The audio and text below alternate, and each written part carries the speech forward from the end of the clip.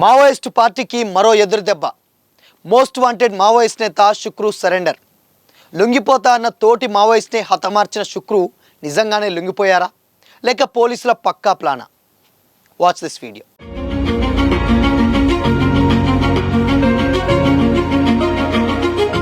నమస్తే, welcome to Disha TV. Maoist పార్టీకి మరో ఎదురుదెబ్బ తగిలింది. ఆ పార్టీ కీలక నేత మోస్ట్ వాంటెడ్ మావోయిస్ట్ శుక్రు లొంగిపోయారు. మంగళవారం ఒడిశాలోని కొందమాల్ జిల్లా పోలీసుల ఎదుట శుక్రు సరెండర్ అయ్యారు. ఆయన తన AK-47 రైఫిల్తో లొంగిపోయినట్లు డీజీపీ కార్యాలయం ప్రకటించింది. శుక్రుతో పాటు మరో 4 సభ్యులు కూడా కందమాల్ పోలీస్ సమక్షంలో ఆయుధాలను విడిచిపెట్టి లొంగిపోయినట్లు సమాచారం అందుతుంది. గత కొంతకాలంగా కందమాల్ జిల్లా కేంద్రంగా సాగుతున్న అనేక తిరుగుబాటు చర్యల్లో శుక్రుది కీలక పాత్ర. KKBN డివిజన్కు చెందిన శుక్రు 8th కంపెనీ పేరిట కొత్తగా దళాన్ని ఏర్పాటు చేసి కొందమాల్ జిల్లాలో మావోయిస్ట్ కార్యకలాపాలను చురుగ్గా సాగించారు. Anti Naxals operations ADG Sanjeev Panda వెల్లడించినటువంటి వివరాల ప్రకారం శుక్రుపై 55 లక్షల రివార్డు ఉంది. శుక్రు లొంగుబాటుకు జిల్లాలో మావోయిస్ట్ అగ్రనేతలు సభ్యులు వరుసగా లొంగిపోయేందుకు లెఫ్ట్ వింగ్ ఎక్స్ట్రీమిజం బలహీనపడడం ఒక కారణమైతే ప్రభుత్వం అమలు చేస్తున్నటువంటి పునరావాస విధానం పట్ల ఆకర్షితులవ్వడం మరో కారణంగా తెలుస్తుంది. శుక్రు దళం సరెండర్పై డీజీపీ YB ఖురానియా స్పందించారు. భద్రతా దళాల నిరంతర కృషి, ముమ్మరంగా సాగుతున్నటువంటి ఆపరేషన్ల వల్లే ఇది సాధ్యమైందన్నారు. ప్రస్తుతం ఒడిశాలో కేవలం 9 నుండి 10 మంది మాత్రమే మావోయిస్టులు మిగిలిన్నారని కూడా తెలిపారు. మార్చి 31 నాటికి ఒడిశాను మావోయిస్ట్ రహిత రాష్ట్రంగా ప్రకటించడమే తమ లక్ష్యమని చెప్పుకొచ్చారు. లొంగిపోయిన శుక్రుకు ప్రభుత్వ నిబంధనల ప్రకారం పూర్తిస్థాయి పునరావాస సౌకర్యాలు కల్పిస్తామని, మిగిలిన మావోయిస్టులు కూడా జనజీవన స్రవంతిలో కలవాలని ఈ సందర్భంగా అధికారులు పిలుపునిచ్చారు. మరోవైపు పొరుగు రాష్ట్రమైనటువంటి ఛత్తీస్గఢ్లో కూడా west Bastar division in charge Paparao లొంగిపోవడంతో మావోయిస్ట్ నెట్వర్క్ పూర్తిగా కుప్పకూలినట్లయింది. ఇక గత నెలలో లొంగుబాటు అంశంతో గొడవ జరగడంతో శుక్రుకు తన డిప్యూటీ కమాండర్ అన్వేష్ హత్య చేయడం సంచలనంగా మారింది. ఛత్తీస్గఢ్కు చెందినటువంటి అన్వేష్ డిప్యూటీ కమాండర్గా లొంగుబాటు విషయంలో ఇద్దరి మధ్య గొడవ జరిగింది. అన్వేష్ లొంగుబాటుకు సిద్ధమవడంతో శుక్రునే అతన్ని హత్య చేసి డెడ్ బాడీని పకారి రిజర్వ్ ఫారెస్ట్ ప్రాంతంలో పూడ్చిపెట్టినట్లు వార్తలొచ్చాయి. ఈ ఘటన జరిగినటువంటి నెల రోజుల్లోనే శుక్రు స్వయంగా లొంగిపోవటకు సిద్ధమవడం గమనార్హం. అప్పుడు లొంగిపోతానని చెప్పినటువంటి తోటి మావోయిస్ట్ అన్వేష్ను హతమార్చి ఇప్పుడు శుక్రు లొంగిపోతారన్నది వార్తలు రావడంతో ఆయనది లొంగుబాటు కాకపోవచ్చినటువంటి అనుమానాలు సైతం కూడా మొదలవుతున్నాయి.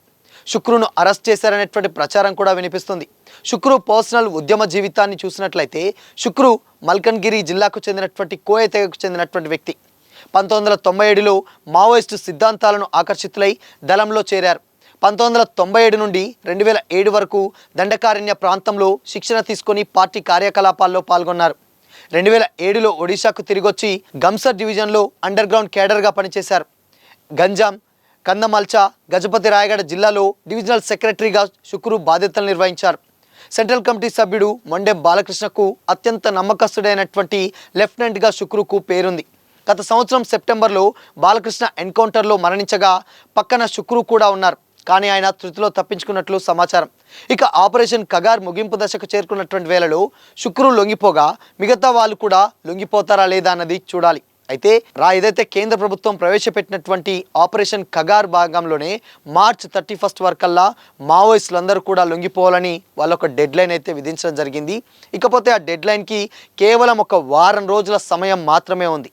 ఇంకా లొంగిపోని మావోయిస్టులు ఎవరైతే ఉంటారో వాళ్ళందరూ కూడా ఆయా ప్రభుత్వాలకు సంప్రదించి అండ్ వాళ్ళ ఫ్యామిలీ మెంబర్స్ తోటి సంప్రదింపులు జరిపి ప్రతి ఒక్కరు కూడా లొంగిపోయి జనజీవన స్రవంతిలో కలిసిపోవాలని కూడా ప్రతి ఒక్కరు అంటే కేంద్ర ప్రభుత్వం కూడా చెప్తా ఉన్నది. అయితే ఇప్పటి వరకు కూడా లొంగిపోయినటువంటి మావోయిస్టులందరినీ కూడా ప్రభుత్వం వాళ్ళని లొంగిపోయిన తర్వాత పునరావాస కార్యకలాపాలు అండ్ దాని తర్వాత వాళ్ళకు పని చేసుకోవడానికి పనులు, ఇలా రకరకాలుగా వాళ్ళ వెసులుబాటుకు తగ్గట్టుగా వాళ్ళు పనులు కల్పించి వాళ్ళని జనజీవన స్రవంతిలో కల్పించేటువంటి ప్రయత్నం అయితే ఇప్పుడున్నటువంటి కేంద్ర ప్రభుత్వం అయితే చేస్తుంది. ఇక మొత్తంగా ఏదైతే మార్చ్ 31కి ఇంకా కేవలం ఒక వారం రోజుల టైం మాత్రమే ఉన్నటువంటి టైంలో ప్రతి ఒక్కరు అటు పాపారావు కావచ్చు, ఇటు శుక్రు కావచ్చు, వీళ్ళందరూ కూడా ఒక్కొక్కరుగా లొంగిపోవడంతో మొత్తం ఇక మావోయిస్టు పార్టీని పూర్తిగా దెబ్బతీసేటువంటి ఆలోచనలో డెఫినెట్గా కేంద్ర ప్రభుత్వం సక్సెస్ అయిందన్నటువంటి కూడా చాలా కమెంట్స్ అయితే వెల్లువెత్తుతున్నాయి.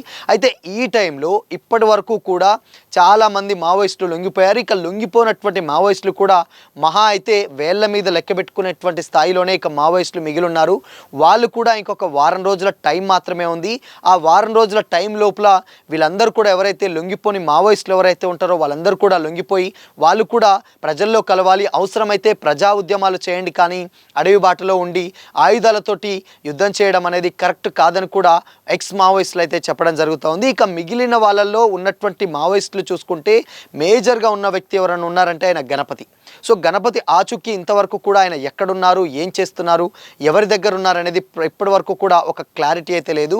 అయితే రాష్ట్ర ప్రభుత్వాలు కూడా మా దగ్గర లేవు, మా దగ్గర లేరని కూడా చాలామంది చెప్తున్నటువంటి సందర్భాలు అయితే మనకు కనిపిస్తూ ఉన్నాయి. ఈలోపు అంటే మార్చ్ 31కు డెడ్ లైన్ ఉంది కాబట్టి కొంతమంది ఏం కామెంట్ చేస్తున్నారంటే గణపతి ఆల్రెడీ లొంగిపోయారు, పోలీసుల దగ్గరనే ఉన్నారు, మార్చ్ 31 నాటికి గణపతిని చూయించి ఇక మావోయిస్ట్ రహిత దేశంగా ప్రకటించేటువంటి ఆలోచనలో కేంద్ర ప్రభుత్వం ముందుకు సాగుతుందంటూ కూడా చాలామంది అయితే అంటూ ఉన్నారు. సో చూడాలి మరి ఇది నిజమా లేకపోతే కట్టుకథలా అనేది తెలియాలంటే మాత్రం మరికొద్ది రోజులు అయితే వెయిట్ చేయాల్సిందే. ఎందుకంటే ఇలా కంటిన్యూగా ఎప్పటి నుంచో గణపతి మీద చాలా కథనాలు అల్లుతూనే ఉన్నారు. ఆయన అక్కడున్నారు, ఇక్కడున్నారు అంటున్నారు.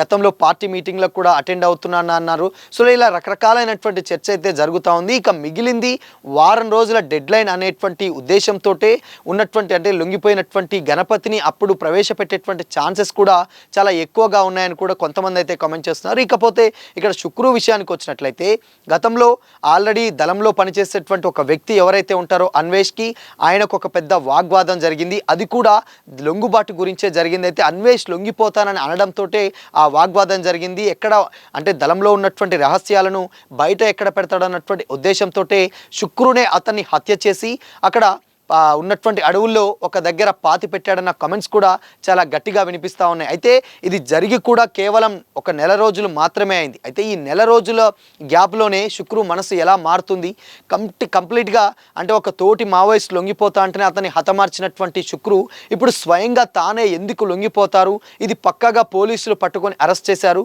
సో దాన్నే వీళ్ళు లొంగుబాటుగా ప్రొలైబ్ చేస్తున్నారంటూ కూడా మరికొంతమంది అయితే కామెంట్ చేస్తున్నారు. బట్ ఏదేమైనప్పటికీ కూడా ఇక్కడ శుక్రు ఆడున్నటువంటి తను పనిచేసినటువంటి ప్రాంతాల్లో చాలా ఒక కీలక వ్యక్తిగా పనిచేశారు. దాదాపు 1997, 2007 అంటే ఆల్మోస్ట్ చాలా వరకు కూడా అంటే పార్టీలో తనది కీలక పాత్ర అయితే చాలా క్లియర్గా కనిపిస్తూ ఉన్నది. ఇప్పుడు తనతో పాటు మరొక 3-4 మావోయిస్టులు కూడా లొంగిపోవడంతో ఇక మిగిలిందల్లా ఇటు పాపారావు కూడా లొంగిపోవడంతో ఇక మావోయిస్ట్ పార్టీ నిజంగానే కుప్పకూలినట్లయింది. ఇక మిగిలింది వారం రోజుల డెడ్ లైన్ మాత్రమే. సో ఈ వారం రోజుల డెడ్ లైన్లో ఎవరు ఇంకా లొంగిపోతారు, ఇంకా లొంగిపోని వాళ్ళ పరిస్థితి చూసుకుంటే డెఫినెట్గా ఇక ఎదురుదాడికి తప్పేలా లేదు అంటూ కూడా ప్రభుత్వం ఇండైరెక్ట్గా కొన్ని కామెంట్స్ అయితే చేస్తూ ఉంది. ఒకవేళ మార్చ్ 31 ముందు వరకు లొంగిపోండి, లేదంటే మాత్రం ఇక ఎదురుకాల్పులు జరపాల్సి వస్తుంది, అంటే ఎన్కౌంటర్ చేసేటువంటి ఛాన్సెస్ ఎక్కువగా ఉండేటువంటి మా చేతుల్లో ఇంకా ఏమీ లేదు, మేమేం చేయలేము, తర్వాత మీ ప్రాణాల బాధ్యత ఇక మీదే ఇష్టం అన్న రేంజ్లో అయితే ఇప్పుడు ప్రభుత్వం అక్కడ మాట్లాడుతూ ఉంది. అండ్ కొన్ని కమెంట్స్ అయితే వినిపిస్తూ ఉన్నాయి. సో చూడాలి మరి ఇన్ కేస్ మార్చ్ 31 నాటికి అంటే ఆ లోపు ఉన్నటువంటి ఇక మిగిలినటువంటి మావోయిస్టులు లొంగిపోతారా, లేదంటే అలానే ఉంటారా, లేదంటే ఇన్ కేస్ వాళ్ళు అక్కడనే ఉండి ఉద్యమాలు చేస్తారంటారా తెలియాలంటే మాత్రం మరికొద్ది రోజులైతే మనం అంటే ఇంకొక వారం రోజులైతే వెయిట్ చేయాల్సిందే. దాని తర్వాత ఇన్ కేస్ కొంతమంది మావోయిస్టులు ఏం ఆలోచిస్తున్నారంటే అంటే మార్చ్ 31 నాటికి డెడ్ లైన్ ఉంది, ఆ డెడ్ లైన్ తర్వాత మళ్ళీ పార్టీని మళ్ళీ ఒక రకంగా అంటే ఒక గ్రిప్లోకి తెచ్చుకునేటువంటి ఆలోచనలో కూడా ఉన్నట్లయితే తెలుస్తుంది. బట్ ఇది ఇప్పుడున్నటువంటి టెక్నాలజీలో కొంచెం కష్టతరమైనటువంటి చర్యగానే చూస్తూ ఉన్నారు. ఎందుకంటే ఇప్పుడు ప్రభుత్వాల దగ్గర అనేక రకాలైనటువంటి టెక్నాలజీ చాలా పెద్దగా పెరిగిపోయింది. వాళ్ళు ఎక్కడ ఏం చేసినా కానీ వాళ్ళ యాక్టివిటీస్ చాలా ఈజీగా దొరుకుతాయి. ఇక వీళ్ళు చేయాల్సిందల్లా ప్రజా పోరాటాలు వచ్చి చేస్తేనే బాగుంటుందని కూడా గతంలో లొంగిపోయినటువంటి మావోయిస్టులు అయితే కామెంట్ చేస్తున్నారు. సో చూడాలి మరి ఇక పాపారావు, దాని తర్వాత శుక్రు, ఇంకా మిగిలిన తర్వాత ఇంకెవరెవరు లొంగిపోతారు, ఎవరెవరు మరి సరెండర్ అయ్యేటువంటి ఛాన్సెస్ ఉన్నాయో తెలియాలంటే మాత్రం వారం రోజుల తర్వాత పరిస్థితి ఏంటనేది ఇక ప్రభుత్వమే చెప్తుందని కూడా చాలామంది అయితే రాజకీయ విశ్లేషకులు అయితే కామెంట్ చేస్తున్నారు.